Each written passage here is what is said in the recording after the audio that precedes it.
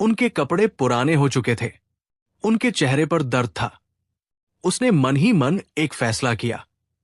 अब वो सिर्फ उनका पति और भाई नहीं था, अब वो इस जिले का आईएएस अधिकारी था। और अब वो अपने परिवार के साथ हुए हर अन्याय का हिसाब लेगा। उसने अपनी आंखों से आंसू पोंछे और दृढ़ आवाज में कहा, अब सब कुछ बदलेगा। अजय की आवाज में जो दृढ़ता थी, उसे सुनकर चंदा, खुशबू और रश्मि तीनों उसकी तरफ देखने लगी। ये वही अजय था, लेकिन फिर भी अब वो पहले जैसा नहीं था। उसके चेहरे पर अब एक अलग ही आत्मविश्वास था। एक ऐसी ताकत थी जो पहले कभी नहीं थी। लेकिन उस ताकत के पीछे एक पति का दर्द और एक भाई की पीड़ा भी साफ दिखाई दे रही थी।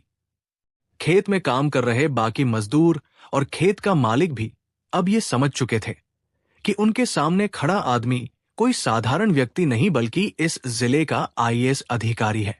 कुछ ही देर में ये खबर पूरे गांव में आग की तरह फैल गई कि नया आईएएस अधिकारी कोई और नहीं बल्कि इसी गांव का अजय है, जो 4 साल पहले यहां से गया था।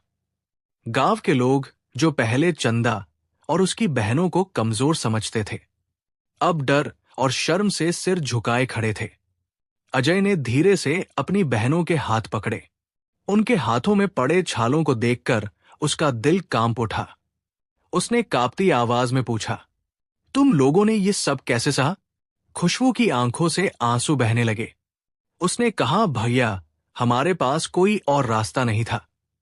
अगर हम काम नहीं करते तो भूखे मर जाते। रश्मि ने कहा, हर दिन हम आपका इंतजार करते थे। हमें विश्वास था कि आप जरूर लौटेंगे। ये सुनकर अजय की आंखों से आंसू निकल आए, लेकिन उसने